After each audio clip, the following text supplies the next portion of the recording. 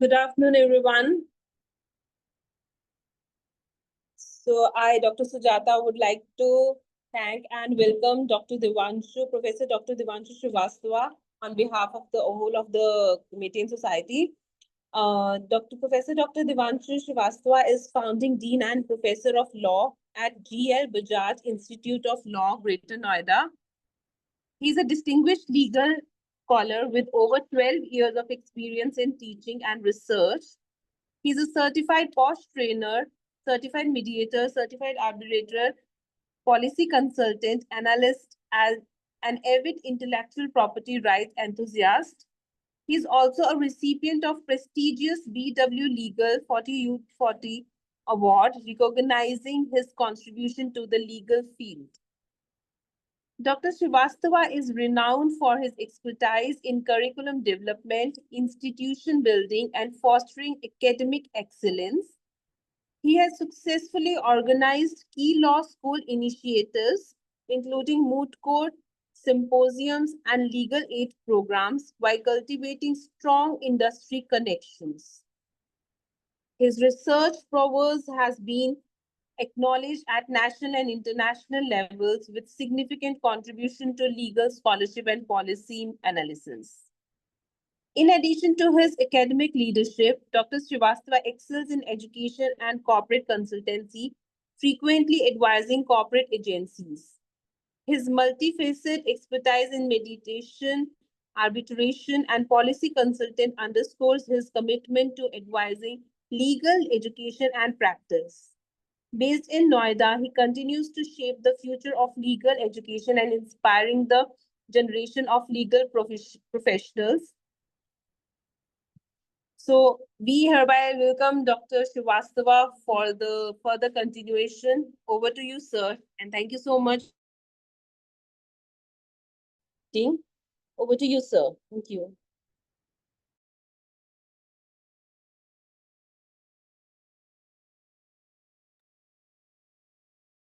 Thank you so much, Dr. Sujata ma'am, for that introduction. And on the outset, thank you so much to the entire SRM University. So can you just give me a second, please? Just a second. Surely, sir, surely. We are.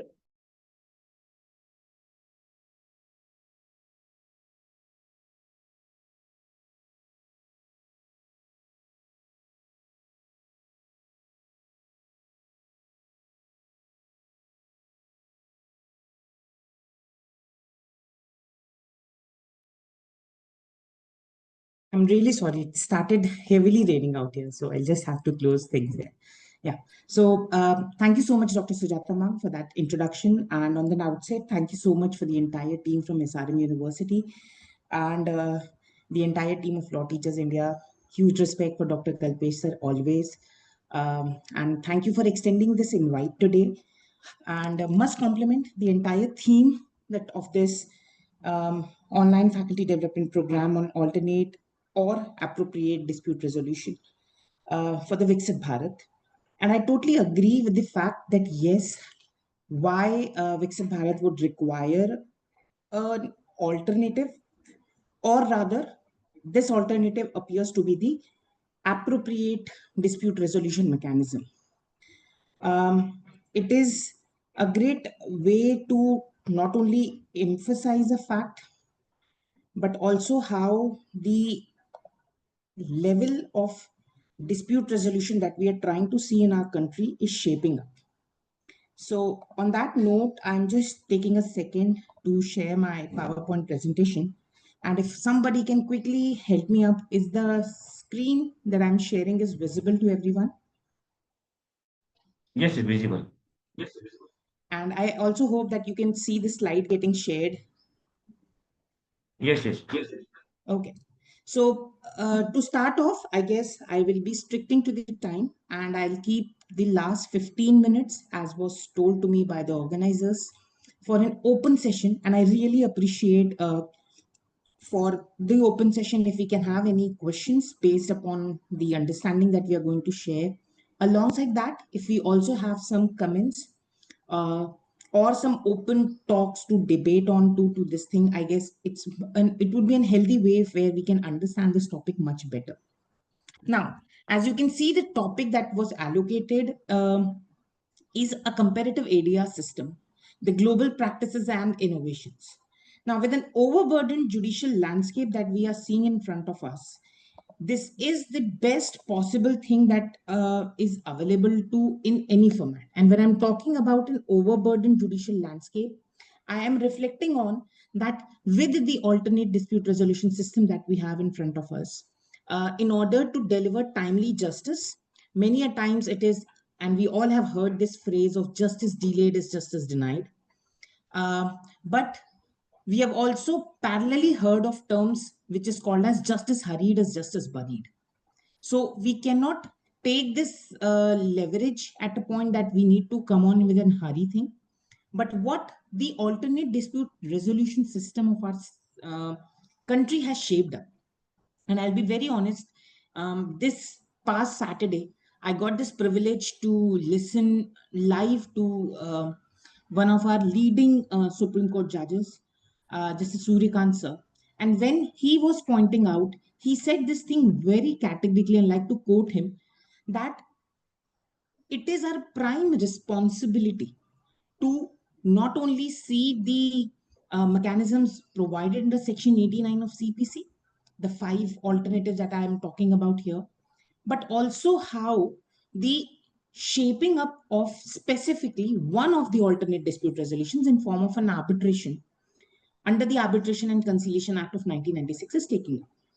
Now, if I'm talking about the Arbitration and Conciliation Act, I only refer to the the first part of the Arbitration and Conciliation Act because I personally feel that the second part or the later part, that is the conciliation, is the most underutilized provision that is being provided by that act.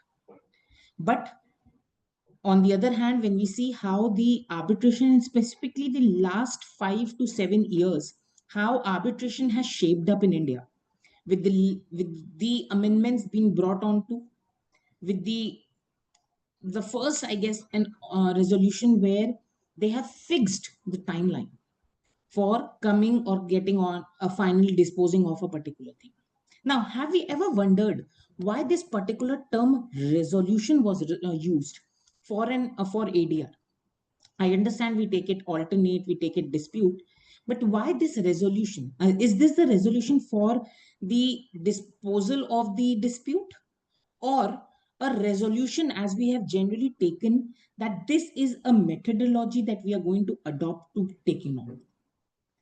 But let us see that by the end of this presentation today, are we able to justify the term A, D, and R as it is used for our ADR system? Also, the recent time have also developed India. The Viksit Bharat, as we have definitely been calling on to, has developed my Bharat, has developed our Bharat as a pro-arbitral mechanism or a pro-ADR country. And when I'm calling on pro-ADR, it is also how the courts, how the judiciary, and when I say judiciary, I'm mentioning the all the 3 levels of judiciary, the Supreme Court, the High Courts, and the lower judiciary as well, has shaped today the resolution of ADR as a primary thing. We recently saw the Commercial Courts Act bringing in the pre-mediation. We also saw how the Mediation Act is being taken on to as a core part of the alternate dispute resolution. And definitely it has come or emerged out as a powerful tool to deliver timely justice. And we also know not all things can be referred to ADR in our country. Now, today we are going to see across what would be the global ADR practices, lessons to be learned from there, and then how we can even contribute, innovations and effectiveness. But before I move ahead, a caveat that I want to give: I at no point is an advocate that a good mechanism is adopted or can be adapted from a country. Understanding the circumstances of country like that of India, and where we are developing India as a Viksit Bharat, as in the words of our Honorable Prime Minister, that evolving journey needs some international counterparts.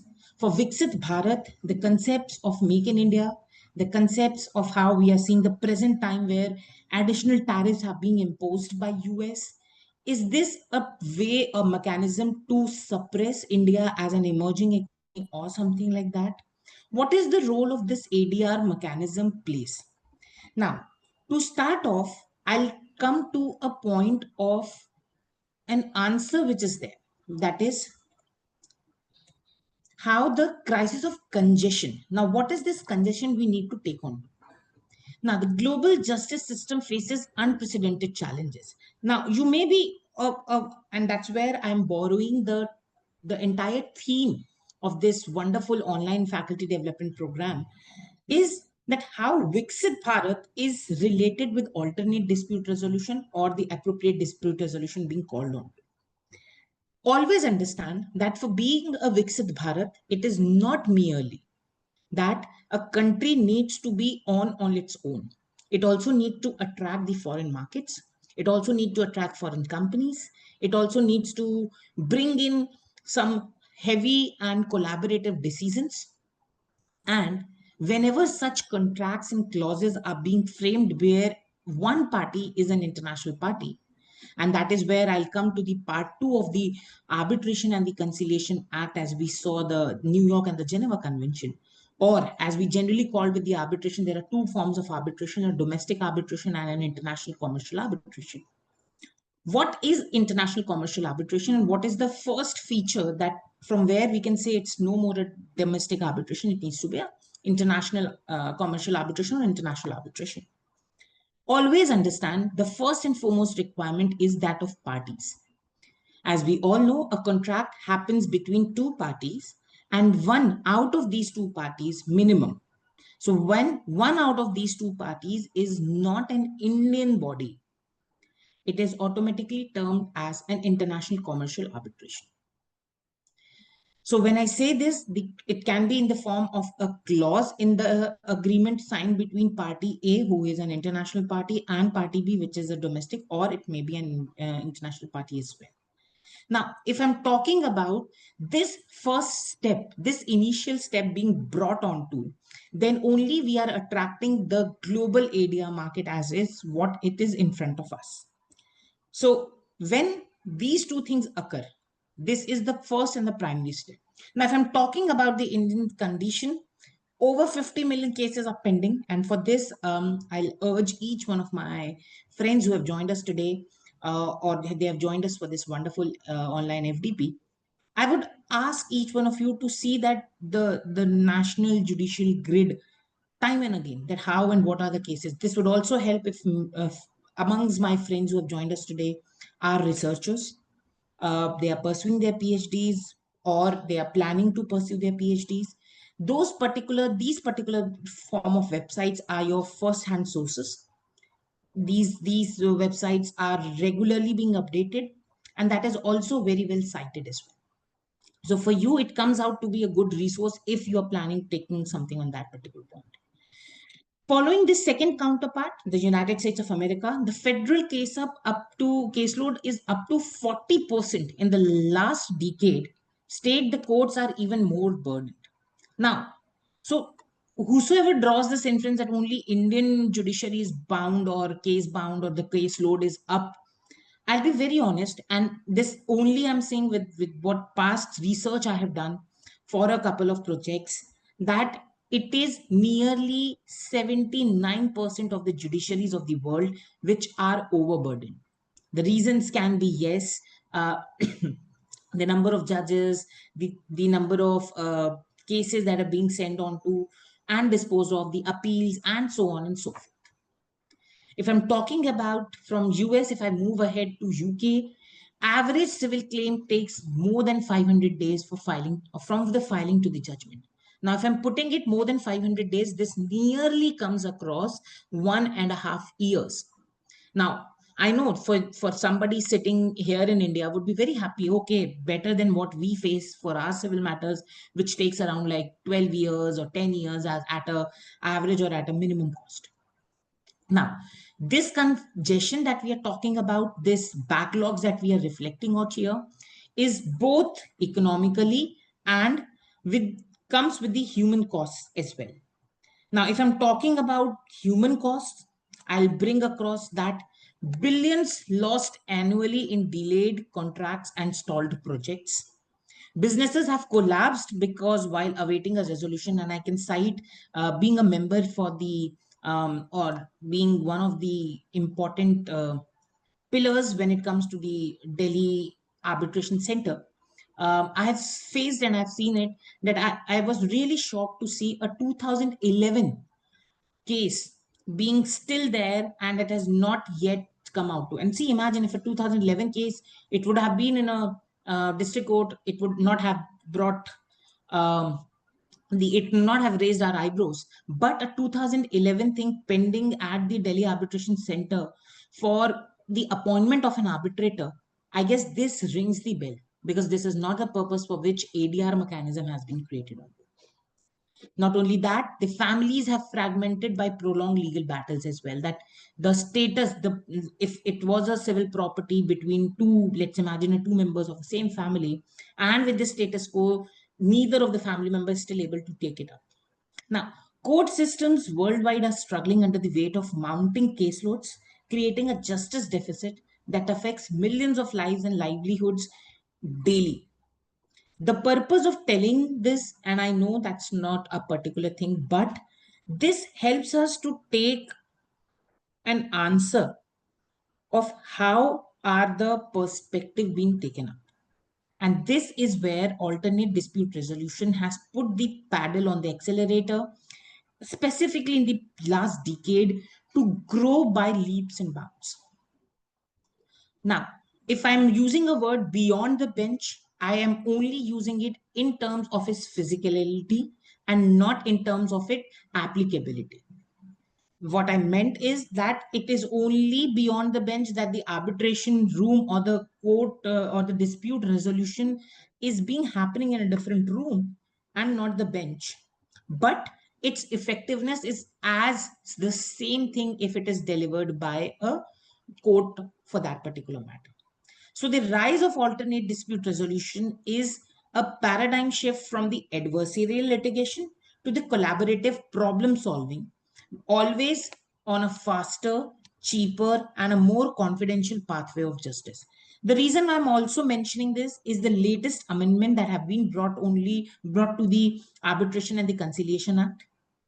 The Mediation Act getting enacted, seeing the face of an act today, and the way it has been brought and shaping India into a new, I would say, an emerging center of institutional arbitration, not only in India but across the world. Centers like DAC, centers like Mumbai Arbitration Center are also shaping up in shaping India and the journey from ad hoc arbitration to the institutional arbitration as well. And when I'm talking about the three major pillars of this ADR system that we see in front of us, is the arbitration, mediation, and the conciliation, the least of which is being talked on to. Arbitration is more of a private way, binding judgments rendered by an expert arbitrator who is appointed by the parties. So it is a choice of the bench that we want, generally as parties, often specialized with the knowledge in the subject matter. I remember when Dr. Sangeeta ma'am was talking about my introduction, and it brought a challenge, or it brought an emphasis over a fact that I am a certified mediator and a certified arbitrator. It's not merely that I'm being a certified. I'm now parallelly having 4 arbitrations to be done. One I've recently completed off as well, where I've given an award. Now, my role as an arbitrator was very clear. I am basically I am a legal academician who has uh, done small and little work in the intellectual property right regime. And as I've always urged, and this is my request to my fellow academicians who have joined this wonderful session, is only one. Never let your students and even to yourself limit yourself to one. Like, for example, in my case, if I'm saying that I have done my master's in IPR, I have done my PhD in IPR, I have been teaching IPR for more than 12 years now. I do not mean to say this that I can only see things in IPR.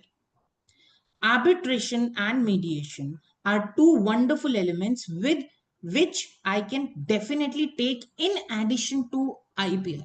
So the IPR has helped me to become an expert of an IPR when it comes to arbitration matters, and the five matters of arbitration that I one disposed and four presently going on. I have been taken as an expert of IPR between and whether the matter is as an IPR dispute between the two parties. The first and the recently, which I have disposed in the month of July itself, this was a pharmaceutical dispute between two pharmaceutical giants, and where I was appointed as the sole arbitrator. Adhering to the new laws, the entire thing was completed within 6 months and 13 days.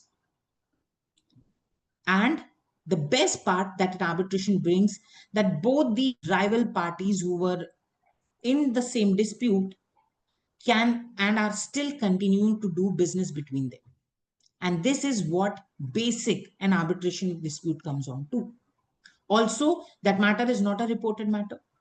That matter is between these two parties only. And that has helped them to not only save their reputation by keeping it confidential, but also on a very cheaper side when it comes on. Now, these decisions which I produced or which I gave them as an award is now being executed between them, and there are very limited. I'm specifically 34 or 37 that I'm reflecting on. If we set aside the 34 and 37, the setting aside of an award, it's generally binding by nature. Now imagine if the same matter would have been in the court, the filing, and I'm pretty sure at this stage we would have only got the written statement being filed and forget about the trial to be taken on to within the 6 months and 13 days to be taken. From arbitration, when we move towards mediation, I would use a term and I would really compliment the country for bringing this wonderful act that we see today. Uh, I would like it would be too early to critically analyze this particular act, to be very honest. But the way it is being shaping up, specifically when it comes to family matters, when it comes to commercial courts, and so on and so forth, pre-mediation and other such things are coming onto a very, very important thing. Another wonderful scheme that has been recently been started is the 90-day mediation urged by Justice Suryakant sir for that particular matter. Now, mediation is more of a facilitated negotiation, empowering the parties to find mutual solutions with the help of a neutral third party.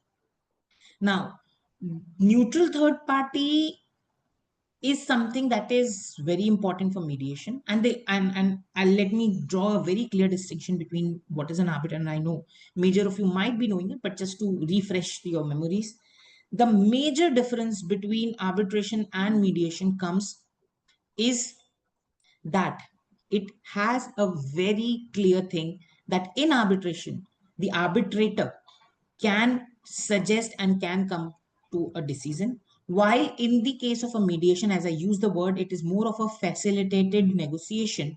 What it does, it does not allow the mediator to come or to impose the decision. Rather, the mediator comes on with the things that have been discussed between the parties to bring it on table in a very win-win situation format. Lastly, but not the least, certainly, and the most underutilized mechanism of ADR that we see in our country is the conciliation.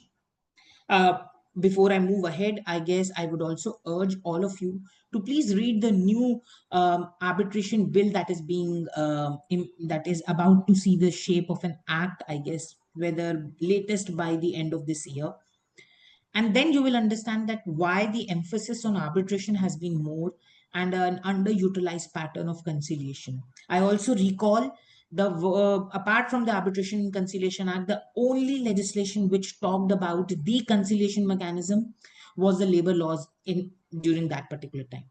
Now, this is more in relation to the mediation, but often state backed with formal recommendations. Now, conciliators take more active role in suggesting the terms of settlement. And these used to be more of people who were the state mechanism and sort of those things. Now, these mechanisms create a very tailored justice pathway. Now, what is this tailored justice? This is customed or according to one's own need, according to the party's need, these things are done. And they address specific disputes which needs while reducing the court congestion. So many a times court also allows it. Many a times it is also how the parties' needs are being catered onto, and this is how also how a new case in that pendency list is not being added, and many a times also what is about the congestion thing can also be taken from there and being resolved through an ADR. Now, the pivotal role that we are facing ahead in front of us is from the ancient traditions to coming of the modern framework. And when I say modern framework, I mean the exact point to be taken on. That is that the India's approach to ADR blends from traditional dispute resolution mechanism with modern legal structures. And if I'm bringing it in a better way, I guess the recent time has brought a component which is very clear, and that's what I said. It is more of pro ADR rather than that of lesser or non-active ADR as we were talking about. Now, historical foundations for ADR, as we have been following it right from centuries, and I've always been said, as we use a term for award in Hindi, the award that I'm reflecting is an award under arbitration. In Hindi, it is called as panchat. And no prizes for guessing from where this panchat word originated. It originated from the term panchayat, which are still in some villages considered to be the traditional and the authoritative way of resolving of local disputes among the communities in that particular village. If I'm talking about the legal framework, we had the Arbitration and the Conciliation Act of 1996, which was nothing but inspired by the ancestral model law. And latest addition happens to be the Mediation Act of 2023. And when I'm talking about the Arbitration Conciliation Act 1996, I also refer to the recent amendments being made, including that of 2019 and that of 2021 as well. And finally comes the judiciary support. The judicial support actively promotes ADR to decongest the courts. Many courts, and I was being told that specifically if I have some of my friends join from the Madras High Court, a very clear guideline from Madras High Court that there is one day in a week, that is, if I am clearly remembering, Friday, which is the miscellaneous days matters. They have categorically made a roster of resolving the matters of ADR on that particular day, which is a welcome step as well. The innovative Indian steps that I'm reflecting on comes from the Legal Services Authority Act, and that is the Lok Adalat. Lok Adalat, as I can translate it for you, it's called also the People's Court. And we all have witnessed it. The Lok Adalat has been shaping up in our country, specifically again the last decade. And I'm extremely thankful to the Honorable Supreme Court that the way the National Lok Adalats have been organized, it's more of a festival, it's more of a very amicable and a very happy faces coming out of the court when it comes to the parties, have really helped in resolving, in bringing down that mammoth target of pendency by good numbers. So that's definitely a revolutionary mechanism that is being taken on to. The newer addition is again the pre-litigation mediation, specifically when it comes to commercial disputes under the Commercial Courts Act, whether it comes to the family courts. These things have become a very viable tool to not only reduce the numbers, but also reach out to a solution which is more helpful when it comes to the family matters or commercial disputes. Lastly, is the specialized tribunals. Now, domain specific forums, specifically for that, consumer, tax, labor, railways, company law, and so on and so forth, are also a good way to take those things ahead. Now, the innovations that we are seeing from India, that is forging a future of efficient justice, I'll bring first and foremost being talked of the institutional excellence. So this is again one of those things that we have recently learned from how the international market is being taken up. When I'm talking about the international regimes, with the success of SIAC and the London Arbitration Center, SIAC stands for Singapore International Arbitration Center. India is moving from that step of ad hoc arbitration to institutional arbitrations. Now, Delhi International Arbitration Center or the Mumbai Center for International Arbitration, the DIAC or the MCIA, have emerged as major hubs handling commercial complex disputes with international standards. I would again urge each one of you to please see the websites of DIAC or MCIA. For that matter, we have IAMC as well. And you'll see a good structured of everything written very clearly, very profoundly in a very black and white manner. And that's how the development is taking on. Second and very important step that the government is taking is again what I talked about in the previous slide as well, was the permanent lok adalats. Now, permanent lok adalat, you need not to wait for your time, number one. The courts, when they feel a particular thing or a particular matter to be disposed of, they need not to wait for a announcement of a mega lok adalat or something like that, which happens, I guess, every 6 months. So these permanent lok adalats, they provide specialized, and the best part is that they provide for continuous forums for resolving disputes related to public utility services, preventing escalations to formal courts while ensuring accessible justice. And the best part, why ADR, specifically the arbitration or the lok adalats that I'm reflecting on to, specifically lok adalats, lesser of, because there are still a tinge of things from arbitration, specifically 34 and 37 that I'm reflecting. They have a chance to get into appeal or to reach to the courts. But this is not possible when it comes to arbitration. When it comes to the permanent lok adalats, you are very clear that a judgment given out of the lok adalat is a non-appealable thing, and that is where the pendency to another level decreases. So that's there. The third and very important, which I guess is very less talked about, and it is not a mechanism which is a legislative way of mechanism. And when I say legislative way, I mean that if I'm talking about arbitration, I have an Arbitration and a Conciliation Act. If I'm talking about lok adalats, I have Legal Services Authority Act. But when I'm talking about more of an hybrid mechanism in form of an ODR or an MED-ARB or ARB-MED-ARB, these protocols are generally resolved or combine the flexibility of mediation with the finality of an arbitration, creating another tailored resolution pathway for complex disputes. Now, when I'm talking about, this is nothing but how negotiation skills in pre-mediation is done, then an arbitration is done. That is where, and as I was telling you the difference, that why mediation and why arbitration and how they are different. Pre-mediation clubbed with arbitration is exactly that it has a flexibility of mediation to reach to a consensus point, and the award which would be given would have a binding effect. Therefore, the answer would be the problem or the dispute would be resolved, and therefore no further things would be taken on. Now, also how the digital transformation is shaping ADR is by bringing online arbitration rules or the ODR mechanisms, that is online dispute resolution mechanism. Now, ODR is no rocket science or is no new format of ADR. It's a new way. Way is that the process is only online or initiated in an online way. And I guess that's how post-COVID we have eased out our own particular things. This further reduces the cost and other such things. So initiatives like the online arbitration rules from the Nani Palkhiwala Arbitration Center, adapting traditional processes to digital first dispute resolution, expanding the excesses while reducing the cost.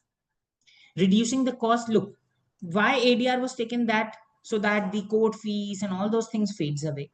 ODR, on the other hand, has also reduced the travel costs and other such things. And this exactly is what is being reflected here. Now, if I'm talking about the global trailblazers, uh,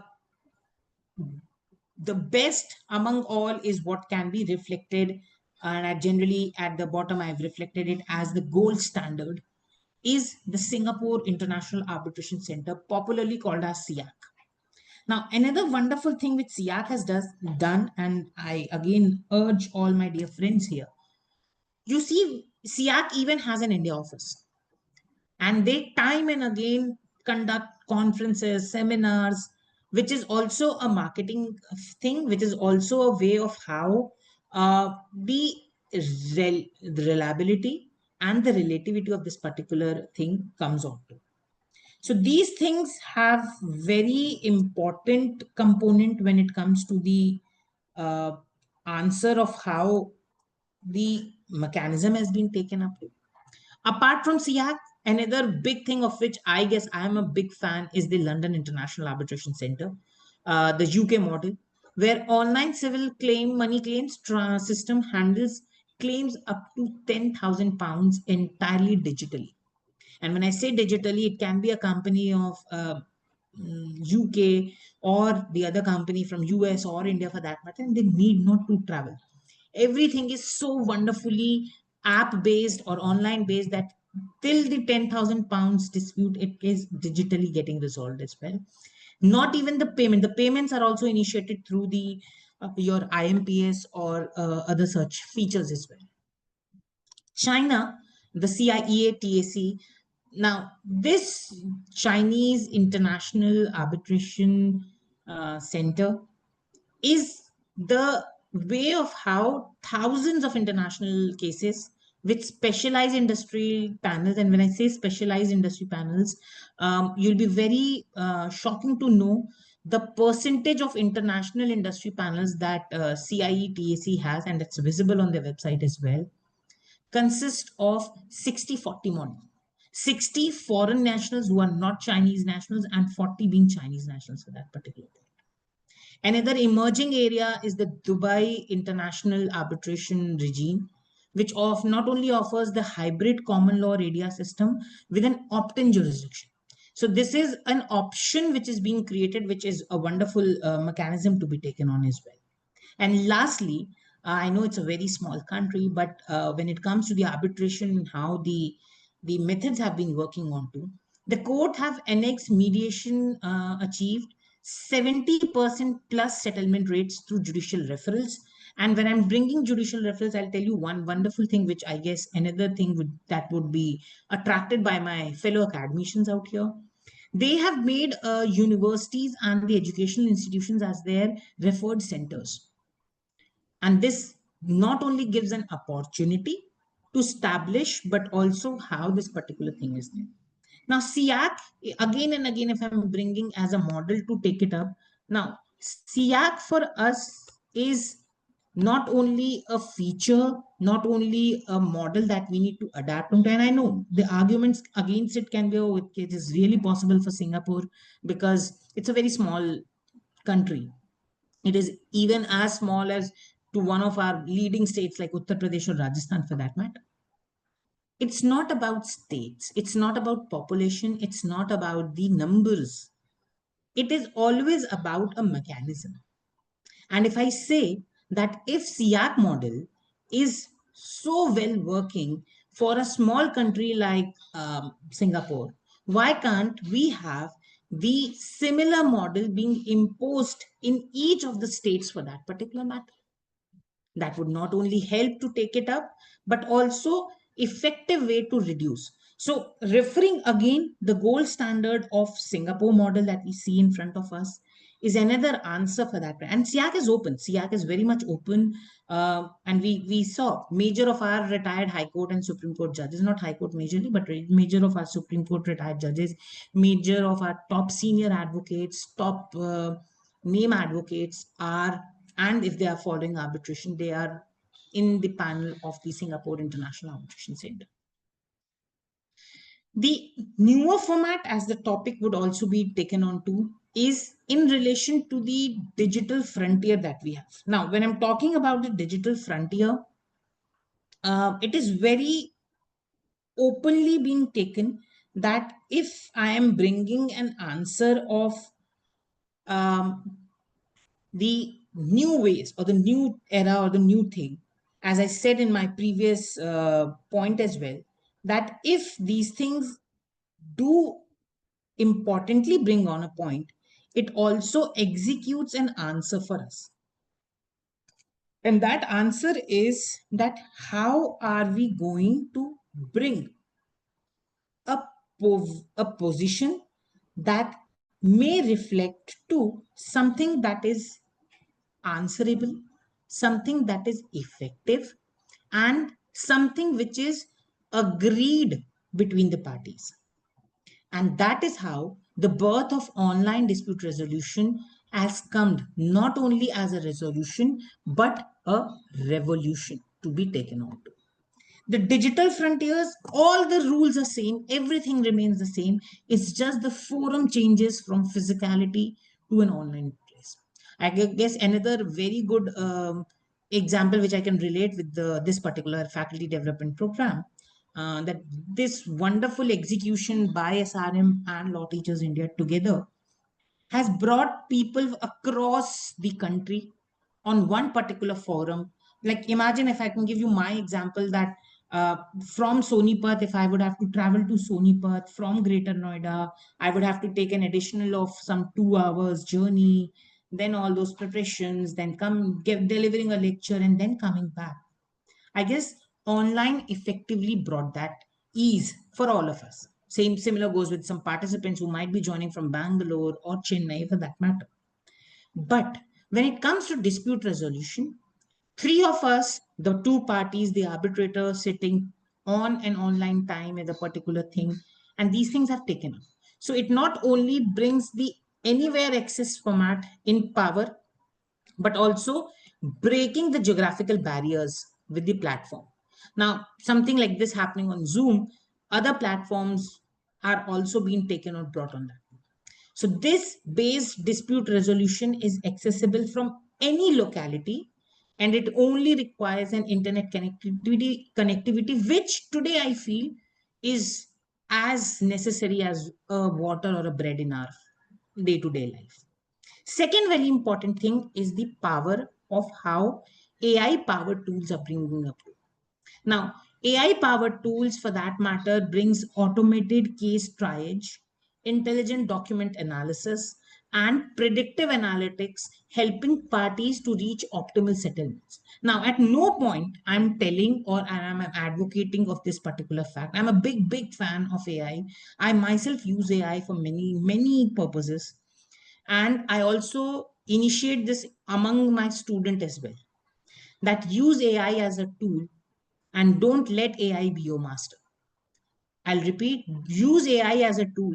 Don't let AI be your master and make that AI, and that AI should make you a tool of it. No.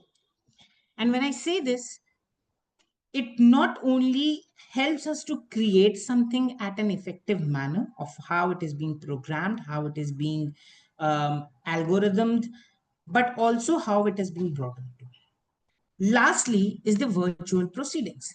Now, there is a question, do virtual proceedings have a particular emphasis with that of a face-to-face proceeding?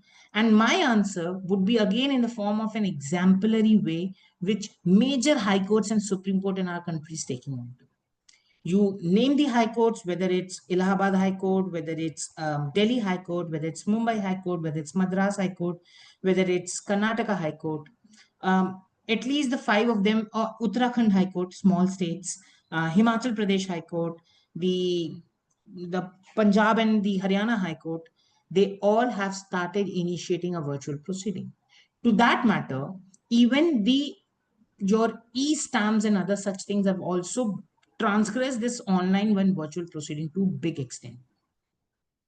Now, remote hearings, e-discovery of reducing physical infrastructure cost while maintaining a procedural integrity is also very integral and very important to bring this ahead. Now, if I'm talking about the UNCITRAL, and that too at the international level, the UNCITRAL Working Group 3 is developing international standards for cross-border online disputes, while Indian platforms like that of SAMA, Singapore's Modria, EU's online dispute resolution platform, and also one very important thing of which I have personally been advocated of, and I've seen and I've personally used it, is the IIAM's mechanism of Peacegate. And please see, it's wonderful on the lines of what Sama and other such things have been working on too. Now these apps are more than like it eases out your work nearly by 60%. Being online, being an app which is dedicated for your arbitration or specifically in the online mode, this helps not only the parties, the arbitrator, but also as a basic organogram functioning of a particular thing. Now, these online dispute resolutions are already handling thousands of cases entirely online. Even, and I can give you some the names that I took as well. The parties have not met in person for any of these disputes, even once. And the disputes have been resolved in a way, it's not only dissolved, that the resolutions have been executed as well. The verdict, that is the quantifying the impact of ADR, is very, very open. Number one, cost reduction nearly by 80%.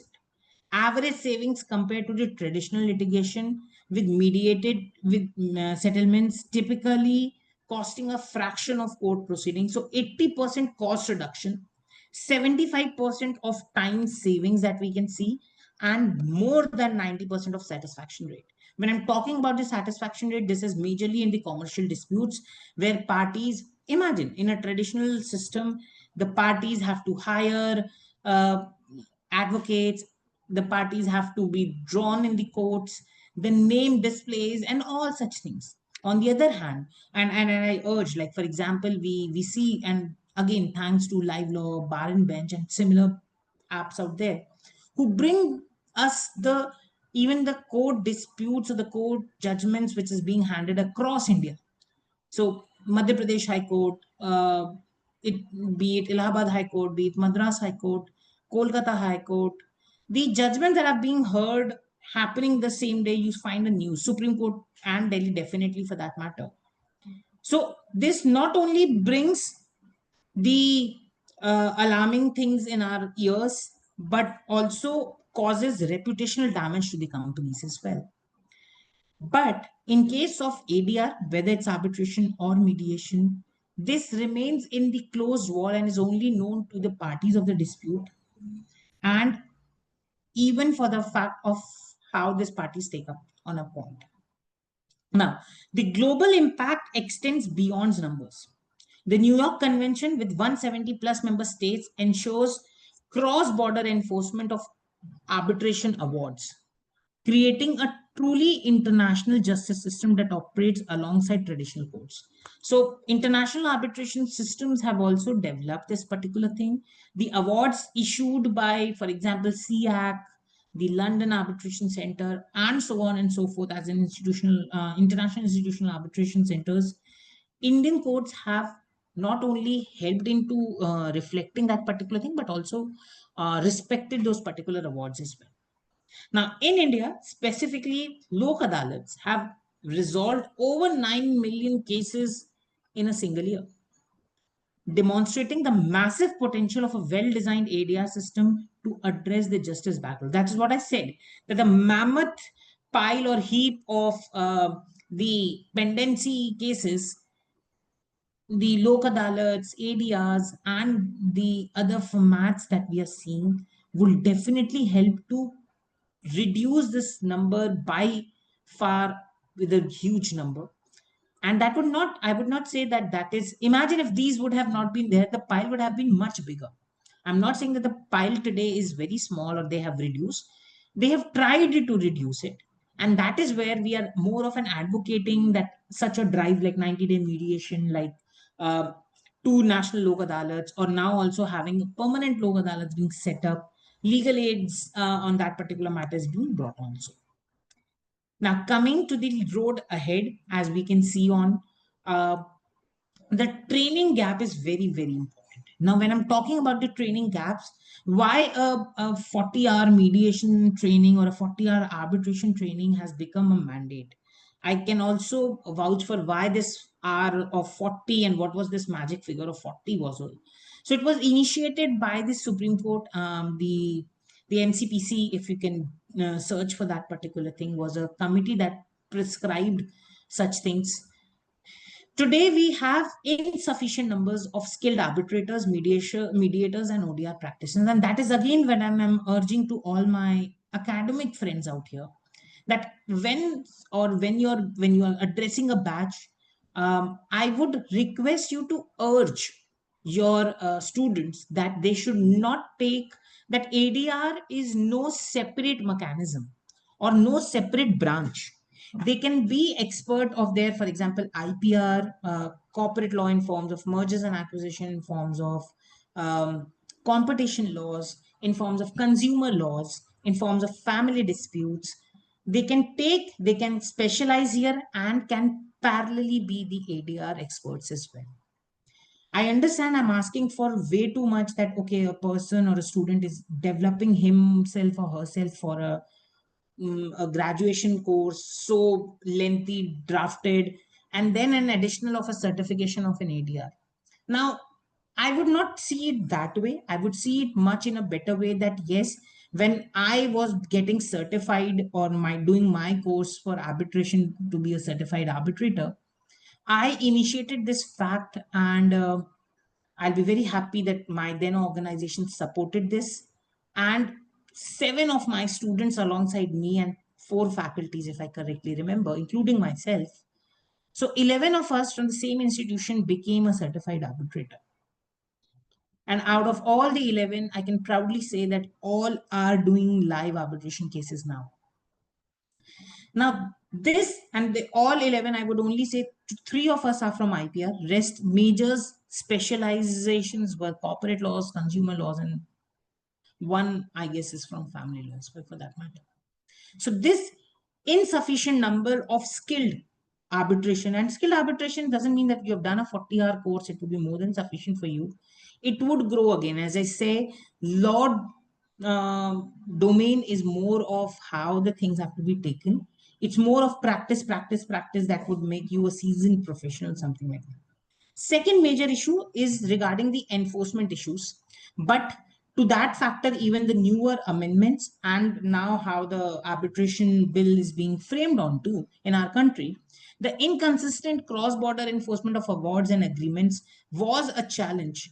And now with the new amendments that have been taken, the 2021 amendments and the 2019 one, and if the new act sees the day of the light, I guess this would also be resolved by way to think. Third, very important backlog or a challenge that I would feel is the limited access to for the communities with poor internet activity or digital literacy.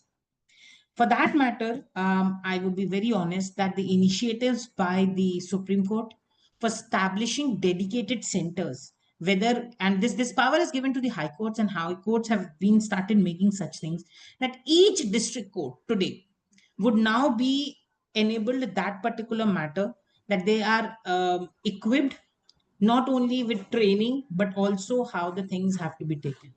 Today, what I feel that there is no rural urban divide when it comes to the internet connectivity. Specific things that how the data distribution across our country is being happening on to, but still dedicated centers are required. Major services in our country are being on the digital side, whether it's as basic as the birth or death certificate, a domicile certificate, and so on and so forth. Lastly, and very importantly, I would really appreciate the judiciary, the way it has adopted the pro ADR mechanism, but a need for a better collaboration between courts and ADR centers is still required. The provisions of section 34 and 37, and I'm pretty hopeful because I have read the bill that is going to be placed and it may see the act day as well. That's where how the bodies and how the government or the judiciary specifically has taken initiatives or tackle that particular point easily.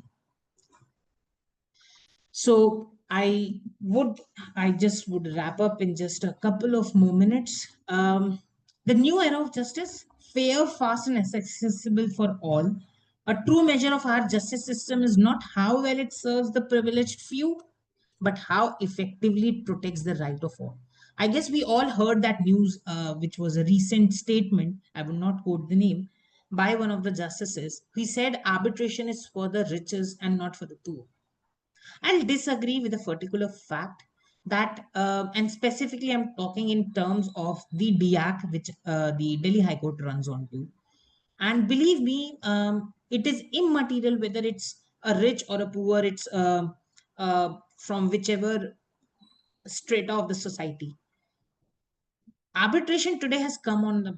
I'll tell you one more thing. It was also thought that arbitration or ADR mechanism is only for the places or the commercial where businesses and other things come on to. And like to break that myth by just citing the Lok Adalat is also one of an ADR mechanism that we see in front of it. So ADR is known not only arbitration and mediation, specifically when mediation is coming. Thankfully, how the family disputes have been taken up. I guess it is a big time where that myth of rich and poor and this is only for riches and not for poor is being broken off. To harmonize system, it creates a seamless integration between the traditional code and the ADR mechanism. It has expanded the digital access when it comes to the ODR platforms that we are seeing onto. And there are some wonderful integration of the ODR mechanisms with the AI method as we discussed. And lastly, it is building a capacity, investment in the training of a next generation of dispute resolution. I was told this that from 2014, where there were only handful number of advocates supporting or registered as an arbitrator, to 2024, just a span of 10 years, this number have increased from double digit to at least a 4 and 5 digit thing. Now, the future of global justice lies in creating a flexible, responsive system, and all with the technological innovation and ensuring that the justice is not just a privilege for some, but a right which is accessible to all of us openly and freely.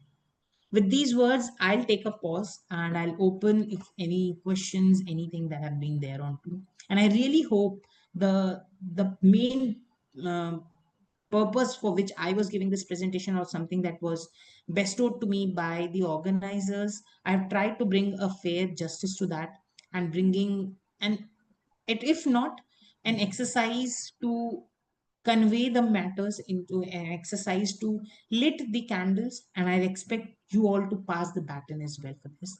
So with this, thank you so much, and over to the organizers if they have any questions, or you can even use a chat box for your questions. I'll be more than happy in reading it from there and taking it. Yes, thank you very much, Dr. Deevanshu, for an insightful session on like robot practices innovation, the aspect, related aspects. So participant have any question query, please raise your hand or you can put the question in the chat box. Okay, how one can become a certified arbitrator? There is one question from the Dr. Nimpia. Sorry, you are muted. Yeah. So, Dr. Nimpia ma'am, I guess to become a certified arbitrator, I would just suggest you that there are organizations who are conducting certificate courses for being a certified arbitrator. While you are searching for one, please be very clear that they are authorized ones, and how they are taking it up is very, very important for us. If you are like an advocate or a practicing, I can understand high courts are running, named DIAC and other places. They run regular programs of certification of certified arbitrators. By that, you are also not only an certified arbitrator, but also on their panel. You get empanelment and other things are also there. International bodies are also running. So we have courses being run from SIAC or other places as well. You can go for that as well. Indian bodies, there are few. You have IAMC, you have IAM who are running specified courses. SAMA is running, ODR International is running, and so on. So be very clear how these particular um, agencies are there. Please have a proper cross-checking. Few that I named are there. They have programs, regular, online, offline, both are there. So that is one way of getting yourself as a certified arbitrator. Um, I also understand that, and this question is, I guess, something in relation to what she asked me as well. And many of my friends, they have questioned me that I have a criminal law specialization. Can I still be an arbitrator? My answer is yes, you can still be an arbitrator. But how you are going to be or utilizing your criminal law aspect in an ADR, that is something which India still needs to finalize. So at present, criminal law matters are not under the purview of ADR. So let me be very clear for that particular thing today.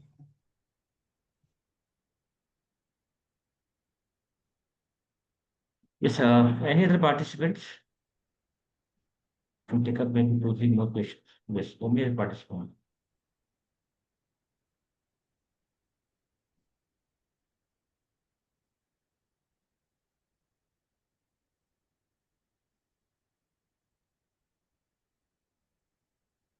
Any suggestion like how to like teaching of ADR, like Yeah. to students, what should be strategy of So, teaching ADR? yeah, thank you, Kalpesh sir. I guess this is one very important thing, and specifically after the 2024 guidelines from the Bar Council of India, the pinnacle body who guidelines how the legal education should shape it up. Two things that I would request whosoever is teaching or planning to teach. Number one, please put more of simulation exercises. What I mean by simulation exercises, it is one of the ways where we can add a clinical paper. If you can see the legal education rules 2008, it is off of a it is off of a clinical nature, sorry, that papers like ADR and other things do comes into play. Similarly, when ADR is being brought, and if you really want to have simulation exercises, you can have trainings of your students and couple of faculty members. Divide the syllabus this particular way that it is a more of a clinical way, that less of marking but more of a practical examinations have to be taken on to. Try discussing some international commercial disputes which have reached the matters and how Supreme Court has been taken on to. Plan visits to DIAC. This is only for people who are living in Delhi or Delhi NCR. Uh, People living by in Mumbai, they can drop down you just right. Now, the purpose I'm telling is not a traditional format that, okay, this is a format, take this format. This is not like a CPC or a contract thing that we are shaping up. Also, please, when you are teaching, special emphasis on how an arbitration clause is framed. That is very, very important in framing it as a clause or a separate agreement. So my cut down short answer again, Kalpesh sir, would be to make it more of a clinical paper, more of practical trainings to be taken on to. Simulation exercises would enhance. Encourage your students as much as you encourage them for participation in moot courts. Ask them to participate more and more in the moots as well as with the AB or the Med AB or certain such tournaments where they can exercise. There are some international tournaments. I was recently a part of one, which is the FDI moot, the WIS pre moot, and all those things. These are at international stages, how ADRs and other things on. There's a wonderful tournament which the NLIU Bhopal, my alma mater, generally organizes. It's the INADR tournament. Now, here you not only find a traditional arbitration or the mediation, but in Med Arb or Arb Med Med competition being organized that particular way. There is one wonderful, sir. Yeah. No, So yes, yeah, so on that particular point, I would say this is how you would encourage more of practical trainings to your students. Training exercises, you can create a small cohort of students doing that. You can invite professionals from that particular areas. It can be faculty members, it can be trained arbitrators who have done live cases, and they can also bring in some trainings. And these two things that I've suggested, Kalpesh sir, the reason why I'm telling you this is not talking in an ivory castle. This is what I have practiced at my own law school. So this has not only helped the students to gain that particular thing, but also they have won accolades in these international and national tournaments. So this has not only helped to grow them, but as well as to understand the basics. And specifically when we see mediation coming as a newer model for the students to take it up, I guess these things are very, very important to address and to train them rather than teach them, is what my take would be. good. like all the party, like especially faculty members, agree like how we are teaching ADR, like just Arbitration Concession Act and then now Mediation Act. So that way it's very, very difficult, right? Again, theoretical part. It's a clinical paper that we know mood code is there, like drafting and pleading, and then ADR, right? So and then again, so theory part. So there should be simulation. There's a question from one participant. This is the last question. What kind of simulation should be there? Give an So illustration on I simulation got exercise. that question. So simulation exercises is more of like, this is one practice I guess we all have been doing in our places. Like Kalpesh sir rightly mentioned mood court. Now, mood court as a mood court or a mock trial as a clinical paper, you enact these particular things. I'm also happy to share, although it's out of a context of what we are talking here, but a criminal act moot is also one of the things that we have enacted a criminal site out at our place, and then you'll have to come on this. Forensics is also one of. So by simulation, we mean exercises which are nothing but a mock situations, how these things. Acha. Also, for that matter, you'd be very happy to learn that arbitration problems are not generally it's maximum a page or a page and a half, and then from there it's more of the negotiation skills, it's more of an adaptive thing. Simulation exercises are basically training programs where hypothetical problems are given, the batch is divided, they are trained first and then they are taking it up. So I do not know whether this is the right forum to say this or not, but if anyone is requiring any such help on that matter, I guess I can very much happily be there to help you to train these students on that particular point. Simulation, and plus I'm giving this caveat, I'm not selling myself out here. This thing even you can practice. So it's very easy. You, and the areas that I gave you an answer as well is, for example, you can borrow out the problems of past FDI. FDI is a very internationally reputed mode on arbitration. So you can get the past year problems, put it, train your students that way and take it up. Encourage them for participating this year's. So it is majorly online. No much emphasis has been to be taken onto, but and there they get to compete teams from Indonesia, teams from Africa, teams from other places as well. And then you will understand it is not merely of how the learning or the teaching of arbitration conciliation act would come into place, but it is more of the skills that they have learned, I would say inhabited from how the trainings have been given to them, and certainly they can take it there.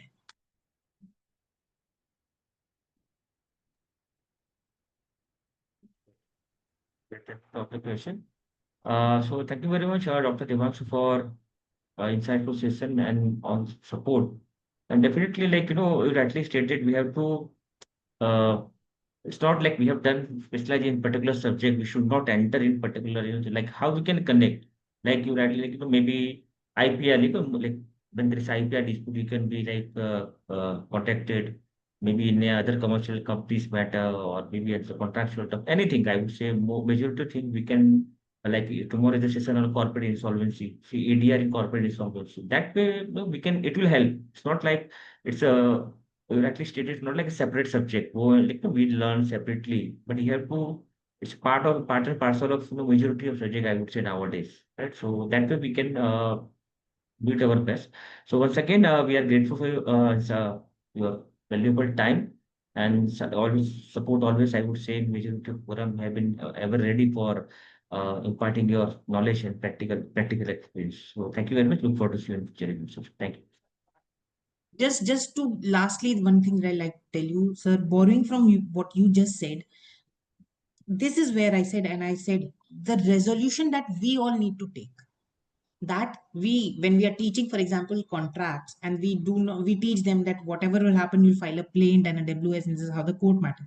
Similarly, whatever we are teaching in civil side and had a scope of arbitration and mediation, this is where the alternate resolution comes into place.